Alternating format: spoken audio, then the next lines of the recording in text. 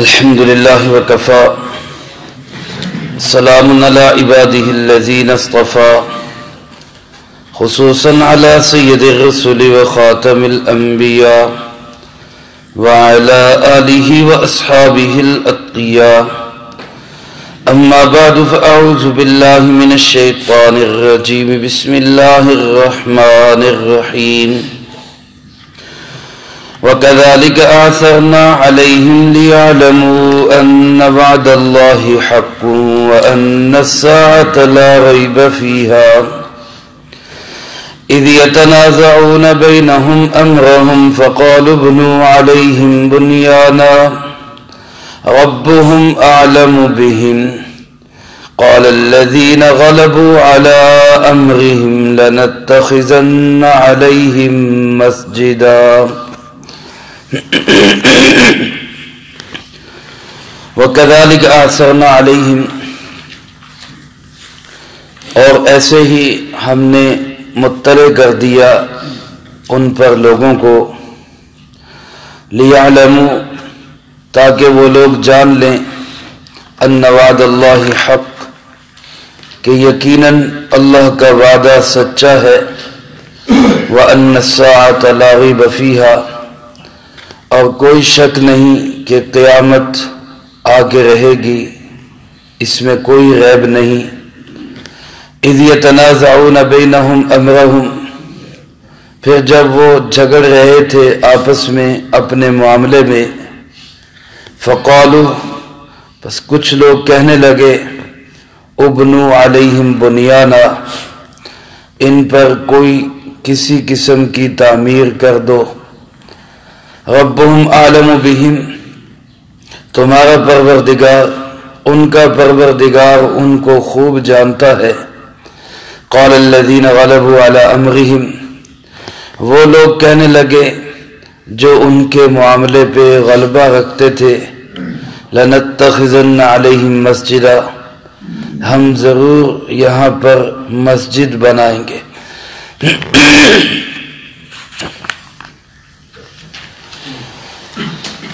جس طرح اصحاب کہف کو 309 سال تک تقریباً کم و بیش یہ سلانا اللہ رب العزت کی قدرت ہے، اسی طرح اتنے سالوں کے بعد ان کو جگا دینا یہ بھی اللہ رب العزت کی قدرت ہے، اور پھر جگا کر لوگوں کو ان پہ مطلع کر دینا، جاگ جاتے لوگوں کو پتہ نہ چلتا، یہ بھی ایک پوشیدگی ہوتی، لیکن اللہ نے حالات ایسے بنا دیے کہ اس زمانے کے جو لوگ تھے سب کو پتہ چل گیا کہ یہ جو لوگ نوجوان 3 صدیاں پہلے یہاں سے اپنا ایمان اور نظریہ بچانے کے لیے نکلے تھے وہ آج بھی زندہ ہیں۔ چنانچہ گزشتہ آیات میں اسی کا بیان ہوا کہ جس وقت یہ 3 صدیوں کے بعد اٹھے ہیں، حالات بدل چکے، حکومتیں بدل چکی، جس زمانے میں یہ یہاں سے بھاگے تھے اور رپوش ہوئے تھے، تب یہاں پہ ڈیسیسس نامی بادشاہ کی حکومت تھی جس کو دقیانوس بھی کہا جاتا ہے۔ ہمارے یہاں ایک جملہ ہے، کہتے دقیانوسی خیالات کا مالک، یہ اسی بادشاہ کی طرف غالباً منسوب ہے، جو پرانے اور غلط خیالات ہوں، توہمات ہوں، ان کو دقیانوسی کہا جاتا ہے۔ تو یہ دقیانوس ڈیسیسس نامی بادشاہ کی حکومت تھی، اور اب جب یہ اٹھے ہیں اور بیدار ہوئے ہیں تو اس وقت ایک نیک دل، رحم دل اور صحیح نظریے والے حضرت عیسیٰ علیہ السلام کے دین پر یقین اور ایمان رکھنے والے بادشاہ کی حکومت تھی،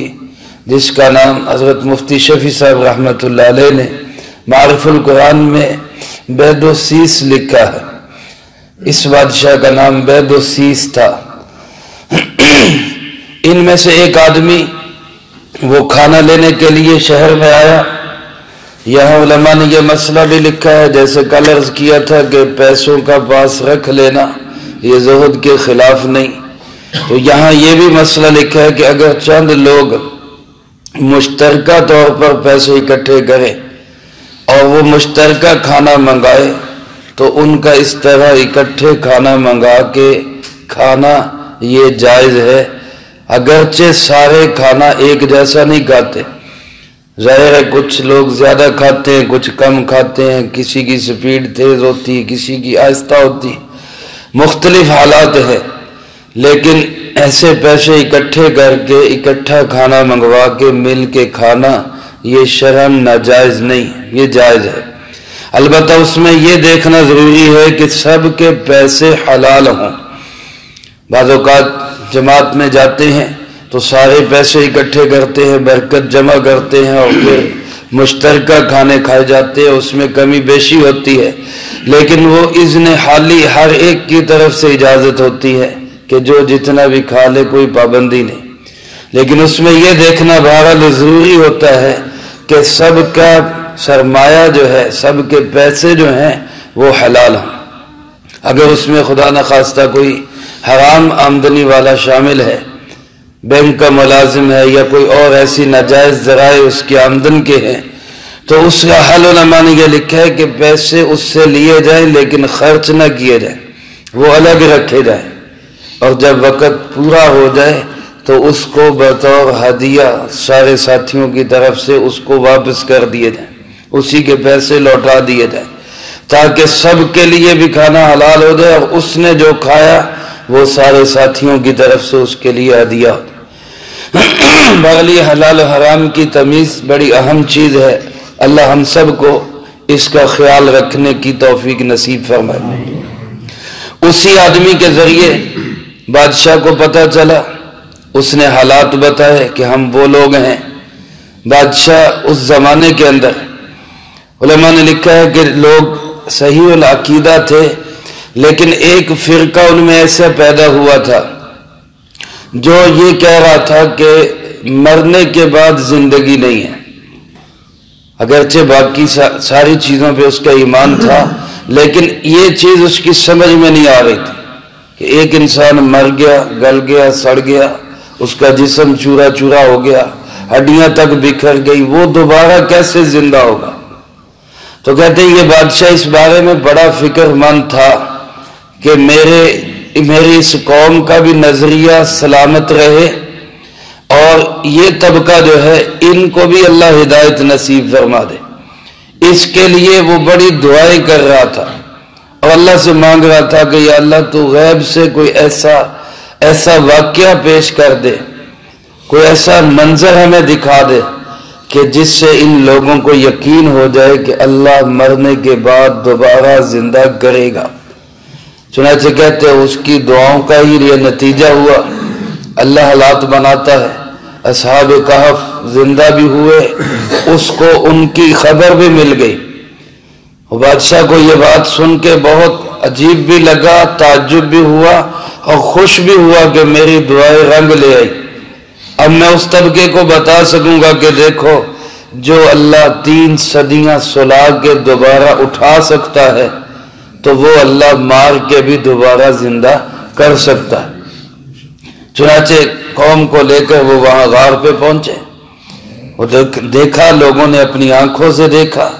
کہ 3 صدیاں پہلے سوئے ہوئے لوگ آج بالکل صحیح سلامت زندہ موجود ہیں۔ اسی کو اللہ پاک نے فرمایا وَكَذَلِكَ أَعْثَرْنَا عَلَيْهِمْ، جیسے ان کو سلانا ہماری نشانی، جیسے ان کو جگانا ہماری نشانی، اسی طرح ان کی خبر دے دینا، أَعْثَرْنَا عَلَيْهِمْ،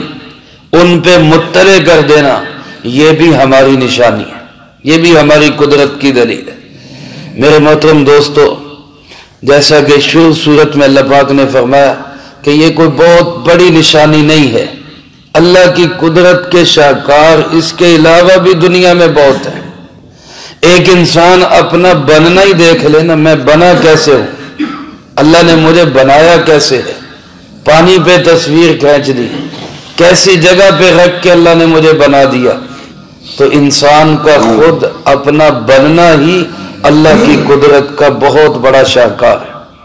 اسی سے پتہ چل جاتا ہے انسان کو کہ جو اللہ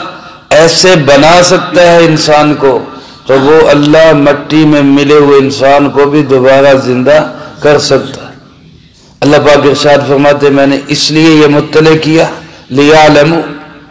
تاکہ یہ لوگ جان لیں ان وعد اللہ حق، اللہ کا وعدہ سچا ہے، اس میں کوئی شک نہیں ہے۔ اللہ نے جو وعدہ کیا کہ میں مرنے کے بعد دوبارہ زندہ کروں گا، وَأَنَّ السَّاعَةَ لَا رَيْبَ فِيهَا وَأَنَّ اللَّهَ يَبْعَثُ مَن فِي الْقُبُورِ، قیامت آ کے رہے گی اور قبروں میں پڑے ہوں کو اللہ اٹھائے گا۔ اللہ کا یہ وعدہ حق اور سچ ہے۔ فرمایا وَأَنَّ السَّاعَةَ لَا رَيْبَ فِيهَا، اور یقیناً قیامت ایسی چیز ہے جس میں کوئی شک اور شبہ کی گنجائش نہیں، وہ آ کے رہے گی۔ روایات میں آپ صلی اللہ علیہ وسلم نے ارشاد فرمایا انا والساعۃ کہاتین، میں اور قیامت دونوں ایسے ساتھ جڑے ہوئے ہیں جیسے یہ دو انگلیاں ساتھ جڑی، یعنی میرے بعد اب قیامت ہی آئے گی، کسی قسم کا کوئی نیا نبی نہیں آ سکتا، میں اللہ کا آخری نبی ہوں۔ اللہ کے محبوب صلی اللہ علیہ وسلم نے فرمایا انا خاتم النبیین لا نبی بعدی، میں اللہ کا آخری نبی ہوں، میرے بعد کسی قسم کا بھی کوئی نبی نہیں، کوئی ذلی، کوئی بروزی، کوئی عکسی، کوئی آپ کا نائب نبی نہیں ہے۔ علماء ہیں، ورثاء ہیں، نائبین امت ہیں، ختم نبوت کی برکت سے دین کی محنت کرنے والے ہیں، لیکن نبوت کا دروازہ اللہ نے ہمیشہ کے لیے بند کر دیا۔ تمہارے اللہ پاک ارشاد فرماتے قیامت اس میں کوئی شک نہیں ہے، یہ آ کے رہے گی، اور ایسے اچانک آئے گی جیسے کسی ایک انسان کی موت اچانک آ جاتی، جیسے ایک انسان کا مر جانا ایک دم سے ہو جاتا ہے، ایسے ہی پورے جہان کا مر جانا بھی ایک لمحے میں ہوگا۔ قیامت میں آپ صلی اللہ علیہ وسلم نے ارشاد فرمایا اسی طرح بازار چل رہے ہوگے، اسی طرح خرید و فروخت ہو رہی ہوگی، دکاندار نے کپڑا پھیلایا ہوا ہوگا، گاہک کپڑا دیکھ رہا ہوگا، اور اسی طرح کھانے پکائے جا رہے ہوں گے، گھر بنائے جا رہے ہوں گے، اور اچانک قیامت کا بگل بج جائے گا، اچانک دنیا کو اللہ فنا کر دے گا۔ تو یہ قیامت آگے رہے گی، اس میں کوئی شک نہیں۔ اور جتنے مرے ہوئے آدم علیہ السلام سے لے کر آج تک دنیا سے چلے گئے، قیامت تک جو جائیں گے، سب کو اللہ دوبارہ زندہ کرے گا۔ اللہ پاک فرماتے اس کے بعد وہ لوگ تو اللہ نے ان کو موت دے دی، وہ دوبارہ غار میں جا کے سوئے، اور پھر ایسا سوئے کہ پھر اللہ نے ان کو موت ہی دے دی، موت کی نیند سلا دی۔ اب ظاہر ہے یہ نیک لوگ تھے، بزرگ لوگ تھے، اللہ والے تھے، اپنے عقیدے نظریے کی محنت کی تھی، اپنا دین انہوں نے اس مشکل حالات کے اندر بچا کے رکھا تھا، تو لوگوں کے لیے یہ بہت مقدس ہستیاں بن گئی۔ اب سوال یہ ہوا کہ ان کے غار کا کیا کیا جائے۔ علماء نے لکھا ہے کہ اس کا منہ تو انہوں نے وہیں بند کر دیا، گویا اسی غار کو ان کی قبر بنا دیا۔ اب نشانی کے طور پہ یہاں کوئی عمارت بنانی چاہیے یا کیا کرنا چاہیے، اس معاملے میں ان کا جھگڑا ہو گیا۔ اللہ پاک ارشاد فرماتے اذ یتنازعون بینہم امرہم، جب وہ اپنے اس معاملے میں جھگڑا کر رہے تھے،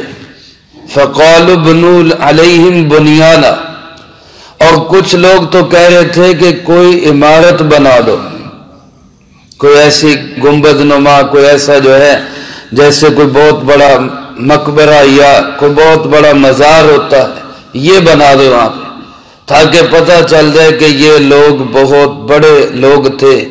بہت بڑا کام کیا انہوں نے، اپنے نظریے کا تحفظ کیا، اس کے لیے عمارت بنا دو۔ اس کے بعد اللہ پاک نے فرمایا ربہم اعلم بہم، ان کا پروردگار ان کو بہت اچھی طرح جانتا ہے، یعنی اس معاملے میں تمہیں زیادہ کھود کرید اور تفتیش میں لگنے کی ضرورت نہیں کہ وہ کیا معاملہ چل رہا تھا، کیوں وہ جھگڑ رہے تھے، کیونکہ اس سے ہمارا کوئی سروکار نہیں ہے، اس سے ہماری آخرت کا کوئی مقصد، کوئی عمل اس کے ساتھ جڑا ہوا نہیں ہے۔ ٹھیک ہے جھگڑ رہے تھے، ان کا اختلاف ہو گیا تھا۔ بعض علماء فرماتے اس جملے کا مطلب یہ ہے کہ یہ جو اہل مکہ سوال کر رہے ہیں ان کے بارے میں، تو ان اہل مکہ کا ان کے ساتھ کیا واسطہ اور کیا تعلق؟ وہ تو عقیدہ توحید والے تھے اور یہ مکے والے تو مشرک تھے، جو آپ صلی اللہ علیہ وسلم سے سوال کر رہے تھے ان کا عقیدہ تو شرکیہ تھا، تو ان کا آپس میں کیا کنیکشن، یہ آپس میں ان کا سوال کیوں کر رہے؟ ان کا پروردگار ان کو بہت اچھی طرح جانتا ہے کہ وہ صحیح العقیدہ توحید والے لوگ تھے۔ اللہ پاک ارشاد فرماتے ہیں وہاں اس وقت جن لوگوں کا غلبہ تھا، قال الذین غلبوا علی امرہم، جن کا اس وقت غلبہ تھا، جن کے پاس اقتدار تھا، وہ چونکہ نیک لوگ تھے، دیندار لوگ تھے، صحیح العقیدہ لوگ تھے، اس لیے انہوں نے کہا ہم کوئی گنبد، کوئی مزار، کوئی اور چیز بنانے کی بجائے لَنَتَّخِذَنَّ عَلَيْهِمْ مَسْجِدًا، ہم یہاں پر مسجد بنائیں گے۔ کہ ان لوگوں نے ساری زندگی اللہ کی عبادت کی ہے، اللہ کی توحید کے گن گائے ہیں، تو یہاں اب دربار یا مزار یا کوئی اور چیز بنانے کی بجائے ہم مسجد بنائیں گے تاکہ اللہ کی توحید کا ہی پرچار رہے، اللہ کو ہی سجدے ہوں، کسی اور کو سجدے نہ۔ میرے محترم دوستو، کسی اللہ والے کی قبر کے پاس، کسی اللہ والے کی مزار کے پاس مسجد کا بنا دینا یہ جائز ہے، لیکن تب تک حضرت حکیم الامت مولانا اشرف علی تھانوی رحمۃ اللہ علیہ نے لکھا ہے کہ اگر شائبہ ہو، شبہ ہو کہ لوگ اسی بزرگ کو سجدے کرنے لگ جائیں گے تو پھر وہاں پہ مسجد بھی نہیں بنانی چاہیے، اور اگر یہ ہو کہ بھئی لوگ اس نیک آدمی تھا، اس کی برکت سے لوگ یہاں پہ آئے تو نماز پڑھیں گے، ایصال ثواب کریں گے، دعا پڑھیں گے، تو وہاں پہ مسجد بنا دینا اس میں کوئی حرج کی بات نہیں، کیونکہ انہوں نے بھی یہی فیصلہ کیا کہ ہم یہاں پہ مسجد بنائیں گے۔ باقی اولیاء اللہ کی قبور کو سجدہ کرنا، ان کی طرف جو ہے وہ رخ کر کے دعائیں مانگنا یا ان سے مانگنا یہ سخت گناہ ہے۔ جناب نبی پاک صلی اللہ علیہ وسلم نے فرمایا کہ دو قسم کے لوگ انتہائی بدترین لوگ، انتہائی بدترین لوگ، ایک فرمایا وہ لوگ جن پہ قیامت آئے گی، جن پہ قیامت آئے گی، یہ فرمایا بڑے بدترین اور شریر لوگ ہوں گے، کیونکہ قیامت جب آئے گی تو نیک لوگ تو ختم ہو چکے ہوں گے، دنیا میں صرف بدترین لوگ ہوں گے۔ جیسے فرمایا نا جب تک ایک بھی اللہ اللہ کہنے والا موجود ہے قیامت نہیں آئے گی، اور جس دن ایک بھی نہیں رہے گا اس دن قیامت آئے گی، تو سب اللہ والے چلے جائیں گے، شرارتی اور بدترین لوگوں پر قیامت برپا ہوگی، تو وہ لوگ بڑے بدترین ہوں گے جن کے اوپر قیامت آئے گی۔ اور دوسرا فرمایا وہ لوگ بھی بڑے بدترین لوگ ہیں جو کسی کی قبر کو سجدہ گاہ بنا لیتے ہیں، یہ جناب نبی پاک صلی اللہ علیہ وسلم نے ارشاد فرمایا۔ اسی طرح حدیث پاک میں آتا ہے جب آپ صلی اللہ علیہ وسلم آخری ایام میں تھے اور آپ پہ بڑی سخت کیفیت تھی بخار کی، تو بخار کی شدت سے کبھی آپ چہرہ بھی ڈھانپ لیتے، سر مبارک بھی ڈھانپ لیتے، اور پھر اس چہرے انور کو کھولتے، اور آپ کی زبان مبارک پہ یہی الفاظ ہوتے لعنت اللہ علی الیہود والنصارى اتخذوا قبور انبیائہم مساجد، اللہ کی لعنت ہو یہودیوں پر، عیسائیوں پر، جنہوں نے اپنے نبیوں کی قبور کو سجدہ گاہ بنا لیا تھا۔ اپنے امتیوں کو اس سے خبردار کر رہے تھے، اس سے آگاہ کر رہے تھے کہ تم یہ کام نہ کرنا۔ اسی طرح آپ صلی اللہ علیہ وسلم نے اس بات سے منع فرمایا ہے کہ قبروں کے اوپر کوئی عمارت تعمیر کی جائے، قبروں کو پکا کیا جائے، قبروں کی چونا کاری کی جائے،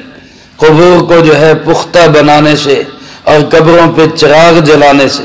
آپ صلی اللہ علیہ وسلم نے منع فرمایا۔ میرے بھائیوں، یہ کسی مسلک کی بات نہیں ہے، میں الحمدللہ میرے علمی علماء کے ساتھ بھی تعلق ہے، ان سے بھی بات چیت ہوتی رہتی ہے، ان کے مسلک میں بھی کہیں یہ نہیں ہے کہ قبروں کو سجدہ گاہ بنایا جائے، یہ ہماری اپنے لوگوں کی نادانی ہے، ہماری اپنی جو ہے وہ کم علمی ہے کہ ہمارے لوگ بعض جو ہیں وہ سجدے شروع کر دیتے ہیں، بعض چراغ جلانے شروع کر دیتے ہیں، بعض منتیں مانگنی شروع کر دیتے ہیں، ورنہ یہ کوئی مسلکی جھگڑا نہیں، ہرگز نہیں ہے۔ ان کے علماء بھی اس کو اچھا نہیں سمجھتے کہ قبور کو، اولیاء اللہ کی قبور کو یا انبیاء علیہ السلام کی قبور کو سجدہ کیا جائے۔ تو اس لیے ہمیں ایسی حرکتوں سے خود رکنا چاہیے، یہ خود منع کیا گیا ہے، جناب نبی پاک صلی اللہ علیہ وسلم نے اس سے منع فرمایا۔ ہاں مسجد ہو، مسجد کے اندر اللہ کو سجدہ کیا جائے، قبرستان میں انسان جائے، مردوں کو آپ نے جانے کی اجازت دی ہے، بلکہ فرمایا قبروں کی زیارت کیا کرو، یہ موت کو یاد دلاتی۔ اور عورتوں کے لیے آپ نے منع فرمایا کہ عورتیں قبرستان میں نہ جائیں، بلکہ بعض روایات میں لعنت فرمائی جو عورتیں قبرستان میں جاتی۔ اس لیے عورتوں کو اس سے پرہیز کرنا چاہیے، مردوں کو قبرستان میں جانا چاہیے۔ دعا کرنی ہے تو قبلہ رخ ہو کر اس انداز سے دعا کرے کہ یوں محسوس نہ ہو کہ یہ قبر والے سے کچھ مانگ رہا ہے، بلکہ یہی لگے کہ یہ اللہ پاک سے دعا کر رہا ہے۔ یا تو ہاتھ اٹھائے بغیر دعا کرے، اگر ہاتھ اٹھانے ہو تو قبلہ رخ ہو کر دعا کرے۔ تو قبروں پہ چراغ جلانے، قبروں پہ جو ہے اس قسم کی چیزیں، جیسے بہت سارے لوگ کچھ چاول پھینک دیتا ہے، کوئی اسی طرح دال پھینک دیتے ہیں، یہ چیزیں سب غلط ہیں۔ چاول دال کوئی چیز ڈالنی ہے وہ کسی انسان کو دے، کسی غریب کو دے، اس کے گھر کے اندر چولہا جلے، اس کے گھر میں کھانا پکے، اس کا تو اس کو اجر و ثواب ہو۔ اب میں ایک دفعہ بڑے قبرستان میں گئے ایک جنازے کے لیے، تدفین کے لیے، تو وہاں باقاعدہ چند قبور تھی، ان کے ارد گرد کمرہ بنا ہوا، اس میں شیشے لگے ہوئے، اور کمال کی بات یہ کہ اے سی بھی لگائے ہوئے۔ ان اے سیوں کا ان قبروں والوں کو کیا فائدہ؟ اگر اندر ہی ٹھنڈک نہیں ہے تو باہر کی ٹھنڈک اندر کیا کرے گی؟ یہی اے سی کی بجائے کسی غریب کے گھر میں پنکھا لگ جاتا تو ان کے اندر کی قبر ٹھنڈی ہو جاتی تھی۔ میرے محترم دوستو، یہ وہ چیزیں ہیں جن کو ہمیں سمجھنے کی ضرورت ہے۔ تو چونکہ وہاں پہ توحید والوں کا غلبہ تھا، حکومت اقتدار اہل دین کے پاس تھی، تو انہوں نے کہا کہ ہم کوئی یہاں شرکیہ اڈا نہیں بنائیں گے، بلکہ لنتخذن علیہم مسجدا، یا ہم مسجد بنائیں گے، اللہ کا گھر بنائیں گے، اللہ کی عبادت ہو، تاکہ رہتی دنیا تک پتہ چلے کہ یہ لوگ بھی اللہ والے لوگ تھے۔ اب بعض ہندوستان کے اندر بعض علاقے ایسے بھی ہیں، شاید یہاں بھی کہیں ہوں، کہ 7 یا 8 روٹیاں صدقہ کرتے ہیں، ہر روٹی جو ہے وہ ایک ایک اصحاب کہف کے ایک ایک بندے کے نام کی، اور 8ویں روٹی ان کے کتے کے نام کی۔ اب اس نام پہ بھی ایصال ثواب لوگ کرتے ہیں۔ ایصال ثواب ہو تو الگ چیز ہے، ٹھیک ہے، ہونا چاہیے، لیکن نام ان کا لے کر نامزد کر کے کہ یہ ان کی خوشنودی کے لیے، یہ میرے بھائیوں غلط چیزیں ہیں۔ تو ایسے تصورات سے ہمیں بچنا ہے۔ اصحاب کہف نے جس اللہ کی عبادت کی، ہمیں بھی اسی اللہ کی عبادت کرنی ہے۔ تمام تر حالات میں اصحاب کہف نے جیسے اپنے نظریے اور عقیدے کی حفاظت کی، اسی طرح مشکل ترین حالات میں بھی ہم نے اپنے نظریے اور عقیدے کی حفاظت کرنی ہے انشاءاللہ۔ اللہ ہمیں اس کی توفیق نصیب فرمائے، جو کہا سنا اس کو زندگی میں لا کے دوسروں تک پہنچانے کی توفیق عطا فرمائے۔ اللہم لک الحمد کما ینبغی لجلال وجہک وعظیم سلطانک، اللہم لا احصی ثناء علیک انت کما اثنیت علی نفسک، اللہم لک الحمد کما انت اہل، وصلی علی محمد کما انت اہل، وافعل بنا ما انت اہل، فإنك أهل التقوى وأهل المغفرة، اللهم ربنا ظلمنا أنفسنا وإن لم تغفر لنا وترحمنا لنكونن من الخاسرين، اللهم احسن عاقبتنا في الأمور كلها وأجرنا من خزي الدنيا وعذاب الآخرة، اللهم باقية كباقية الوليد، اللهم استر عوراتنا وآمن روعاتنا، اللهم إنا نجعلك في نحورهم ونعوذ بك من شرورهم، رب ارحمهما كما ربياني صغيرا، ربنا هب لنا من أزواجنا وذرياتنا قرة أعين واجعلنا للمتقين إماما،